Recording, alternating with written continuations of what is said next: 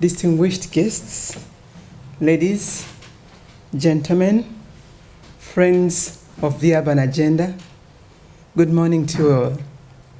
God dag. I hope I'm trying. Let me take this opportunity first of all to thank Habitat Norway for inviting me to this special way of, I think, celebrating and reflecting on where the urbanization agenda is taking the world on our International Habitat Day.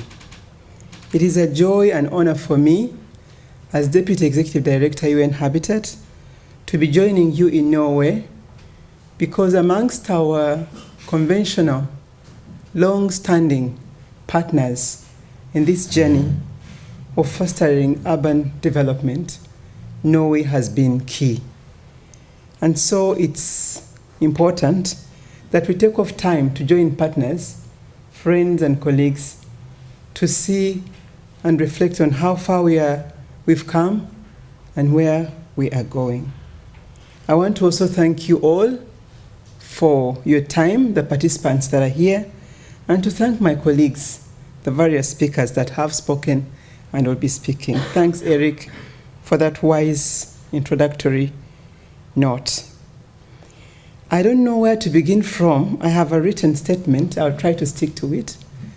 But I'm saying I don't know where to begin from because I'm here in my capacity as Deputy Executive Director, but also as someone very passionate and committed towards the urban agenda by virtue of where I have come from, what I have practiced, what I have seen and experienced. And so there are the two aspects of Aisa that you'll be seeing along this. The real, the typical, the person, and then the institutional. I'll try to wear both hats wisely, given the fact that I'm also a former member of parliament, so I don't talk long and bore you.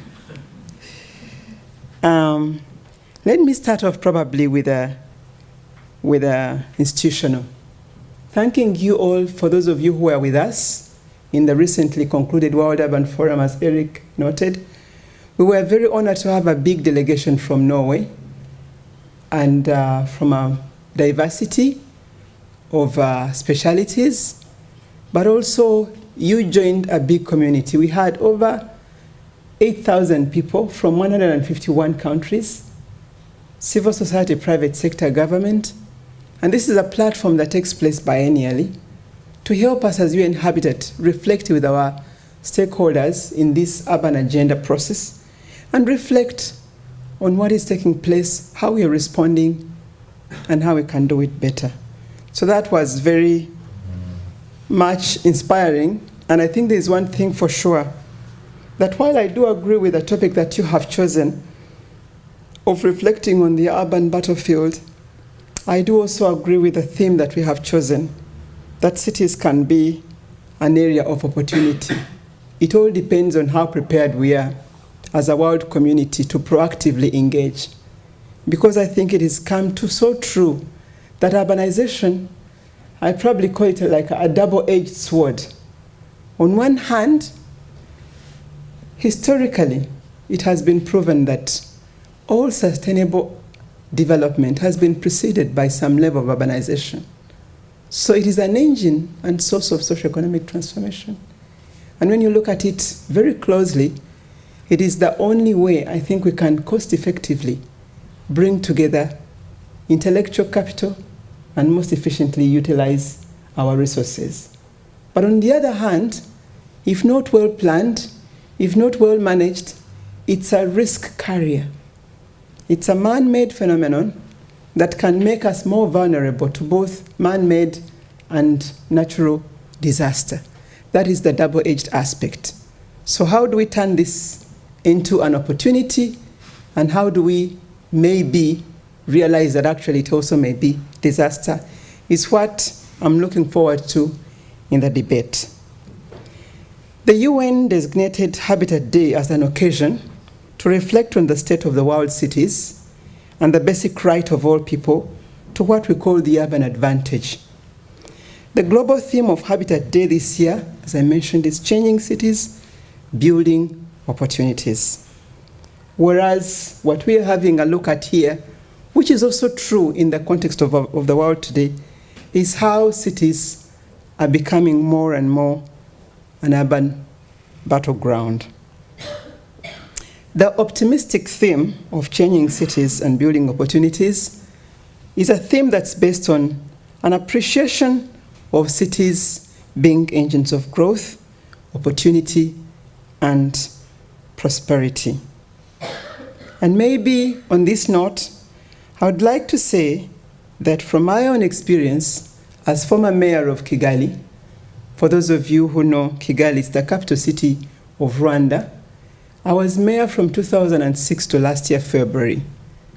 This is the capital city of a post-genocide state with consequences of the genocide having created huge gaps in terms of the social and economic status of our communities. And yet it was, and it is still one of the fastest growing urbanizing cities in Africa and actually in the world. I want to say that that time I was mayor exposed me to two big factors. One was the capacity and the energy and the resolve that people can have when we're led. People will come to the city all looking for safety, looking for better livelihoods, looking for better jobs, and even committed to being part and parcel of that process. But when they do come to the city, sometimes they may not find what they've been looking for. Sometimes they may find that it's not as easy to get access to a job, to get access to basic services, and to be safe and secure and feel a sense of belonging. So this is why it is very relevant that we do reflect on what we're going to discuss here. Because while we had extreme poverty, we had extreme reason and justifiable reason to be divided. It was possible that finally, in Kigali, we managed to unite around a common cause of feeling a sense of oneness, of belonging, and holding ourselves together to have the cleanest and safest city in Africa that has won us very many internationally recognized awards, to which I'm humbled and privileged to be part of.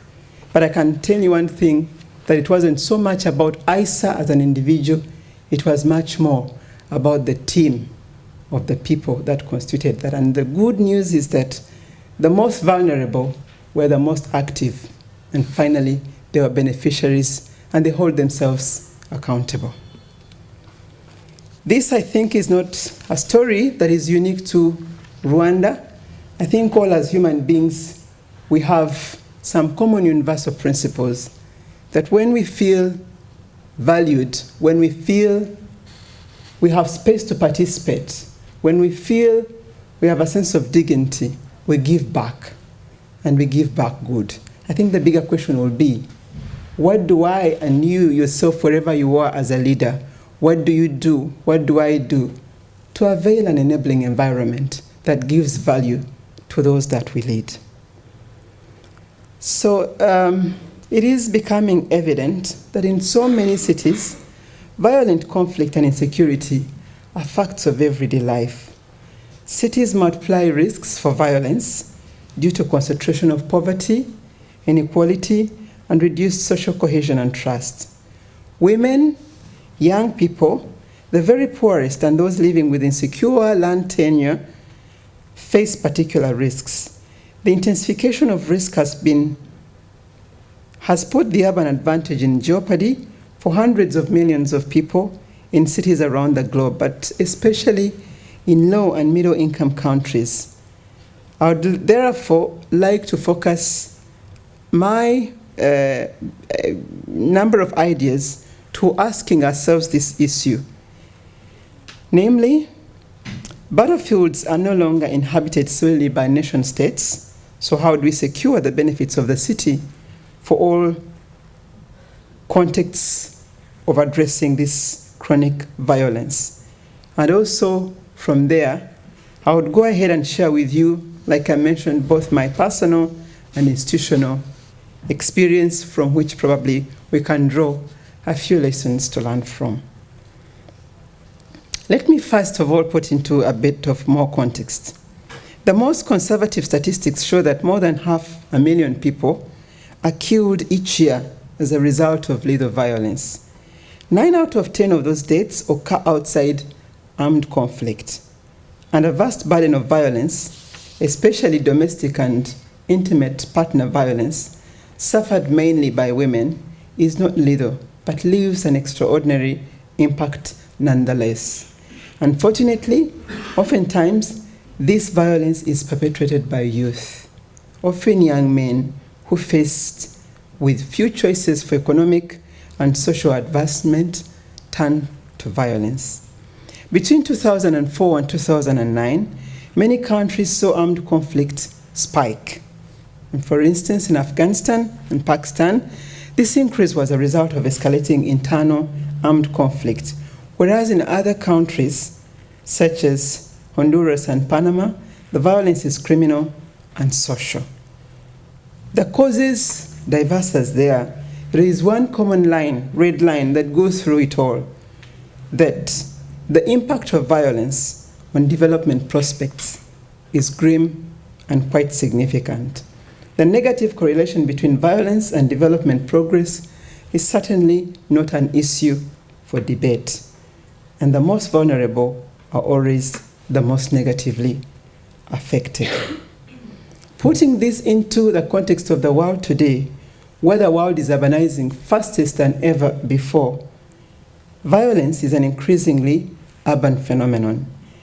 Many of the fastest growing cities are also experiencing the sharpest increase in the incidence and severity of urban violence. Our own estimates as UN Habitat suggest that up to 60% of urban citizens in low and middle income countries have been victims of crime. And there is an emerging acknowledgement among researchers and policymakers that the implications of violence in cities for national and regional growth are quite serious, both for in aspect of growth and stability. Cities create and magnify a range of risk factors, as I mentioned before, and this starts right from the family, creating family breakdown, to the turmoil that results from those that are marginalized living in close proximity with those that have got too much abundance. The opportunities that draw newcomers to cities can be abruptly sealed off as dynamics of insecurity twist to reshape urban life. As I said, as we do go on and think about it, it probably might sound scary, but the truth is, while the world is urbanizing fastest today, it is also urbanizing fastest in low-income countries, in developing countries. And much of this development is taking place in an unplanned manner. The speed at which slums are developing is much, much faster than the speed at which we, as UN Habitat and other Habitat agenda partners, can upgrade slums. I want to throw a bit of light on this in the sense that in our MDG goal 7, we planned to support people to come out of extreme slum and poverty, some 200 million. We have 100 million. We have doubled our achievement. But we don't think we should even be celebrating, because while we have doubled our achievement, the speed and the number of people that are living in slums now are much more than they were before. Therefore, the question now is not only to upgrade slums, but maybe more importantly, to see how we can prevent slum growth. And this is an issue of governance, planning, and employment, and other fundamental factors that we have to address together as a team.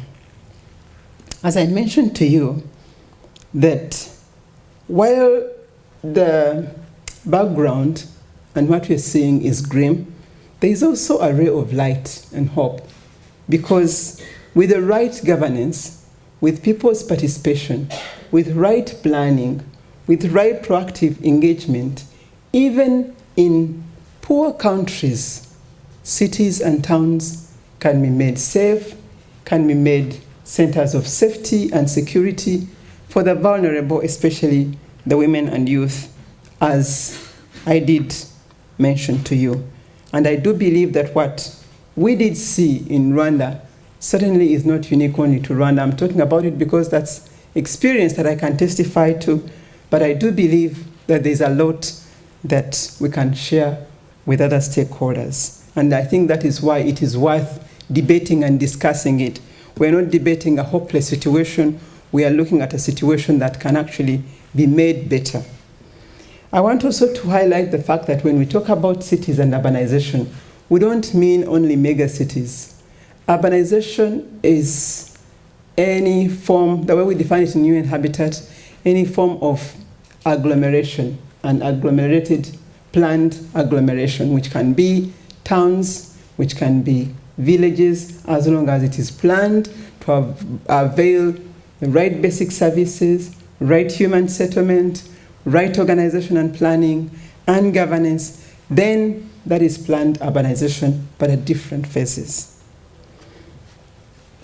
In response, at an institutional level, in response to these issues, UN Habitat has had to face this challenge with a number of programs, and I would like to bring to your attention a few of them, but the key ones. The first one is what we call the Safer Cities Program. This Safer Cities Program works together to empower local authorities and other stakeholders in the urban agenda in delivering urban safety and security. For over 15 years, the program has found novel ways to strengthen municipal leaders in using good governance, appropriate urban planning and management, and reduction of acute vulnerabilities to diminish the incidence and impact of violence. It is a holistic, integrative approach rooted in partnerships and prevention-focused safety plans. And it's being implemented from Abidjan to Port Moresby, from Kingston, Jamaica to Nairobi. The Safer Cities program has equipped local authorities with tools and resources and emboldened them with normative and political support to induce real change in the urban environment. This year, the World Urban Forum in Naples served as a launchpad for the program to enter into its next phase, which I would like also to describe very briefly. I also have with me my colleague, Joe Hooper, who is the head of our urban governance and legislative branch. Sorry, should I have introduced him at the beginning? Joe. He will be complementing me where necessary, maybe in the debate. This is one of the projects that he's overseeing, or programs. One of there are about 3 aspects that we are getting into in this next exciting phase. And the first one, we are building a global network of cities to advance a systematic approach to improving urban safety and security, and advocating that approach in the development policy debate, ensuring that beyond the debate analysis and review, there is also implementation of these good governance principles and sharing of the same. So a few weeks ago, UN Habitat launched a global network for safer cities, chaired by the Mayor of Mexico, Mayor Marcelo Louis. And the global network will stimulate exchange between policymakers and practitioners, especially local government leaders. It will institutionalize knowledge, support application of proven and promising approaches, and increase coordination on advocacy among cities and their partners, including the donors. It will also grow the visibility of the urban safety and security agenda and garner collective policy and political commitment amongst all urban agenda partners. I want to say that this is very critical in the sense that today, as we continue observing trends of development in urban areas and cities, we realize, I think, that one of the biggest challenges we have is the capacity of leadership, because effective, clear leadership makes a whole world of difference. What we are having are people, sometimes or many times, passionate and committed, but without the necessary skills and without the necessary networks and partnerships to be able to address the challenges they face as leaders of the urban agenda. And we do believe that through sharing and creating a platform for debate, then it would be very useful for them to learn from one another, and for the other stakeholders like researchers, civil society, private sector, agencies, to have a platform to engage leadership and support them in whatever way is possible. Second, we are also wishing to consolidate knowledge that we have achieved. As I've mentioned, this is a program that has been going on for over 10 years. So we want to gather all acquired knowledge and experience and showcase it internationally as the basis for good normative policy, research, and analysis. From this, we hope and we expect to, in a period of about 3 to 4 years, we'll be carrying out research so that we can establish international standards to define what we would refer to as safer cities.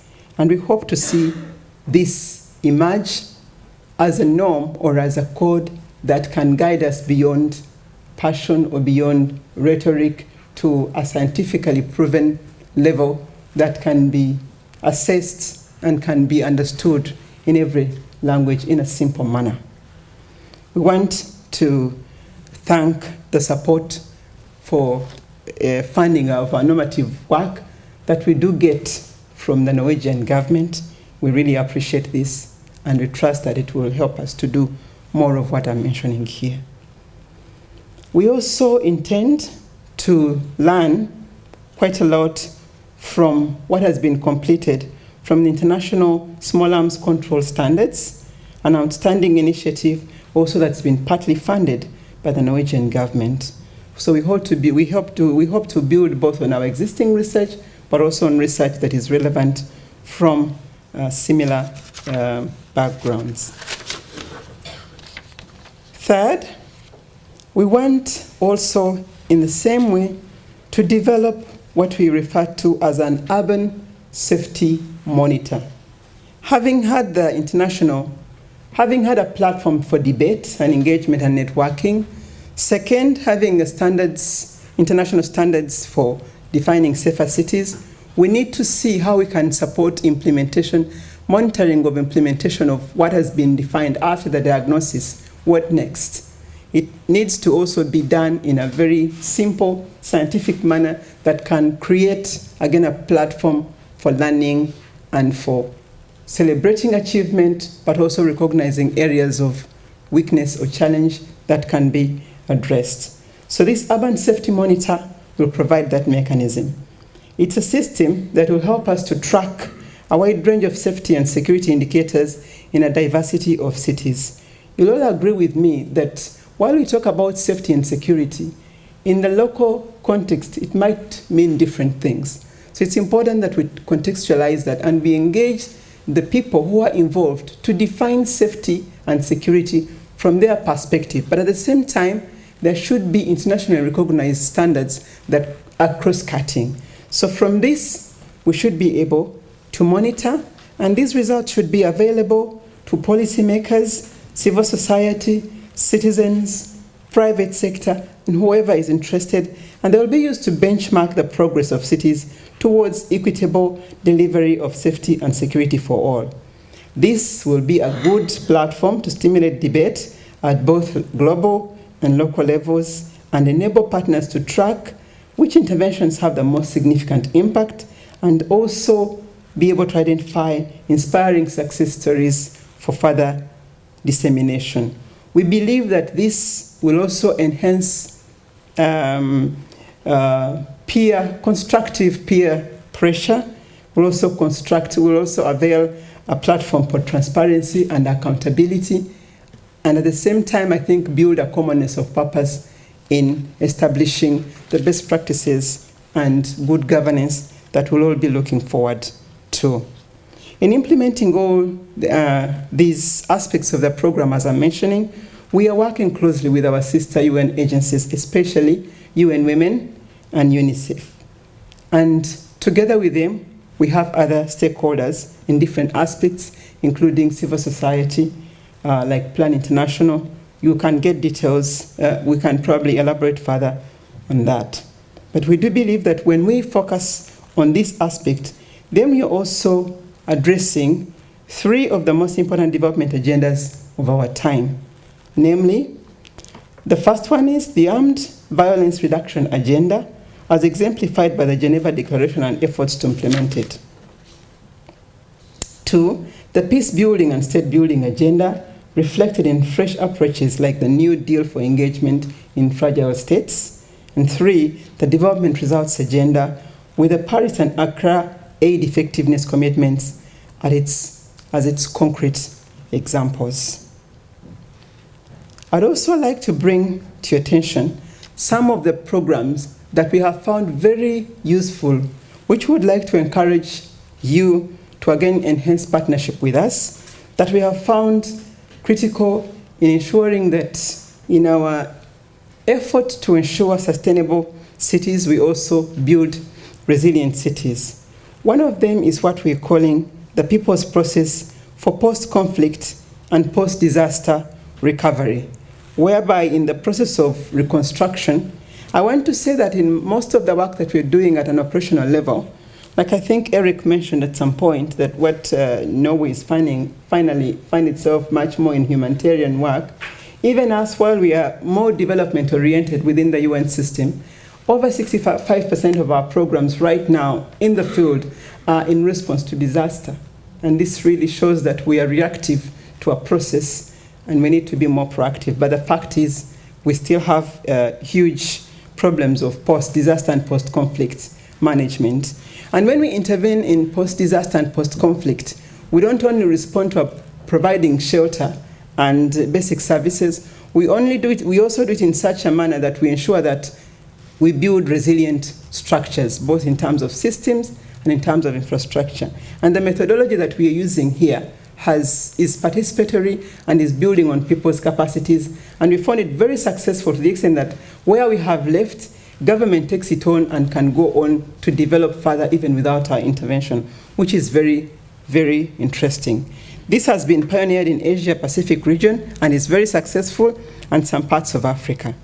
Like Safer Cities program, this initiative puts emphasis on broad-based social partnership and joint planning. And in a number of countries, we've seen a benefit of having communities mobilizing, assessing damage, and working toward seamless recovery. But more importantly, being able to manage their lives in a very holistic and integrated manner well after we are gone. And so our next phase in this program is twofold. One is to expand it beyond the Asia-Pacific region, go much into Africa and Southern America.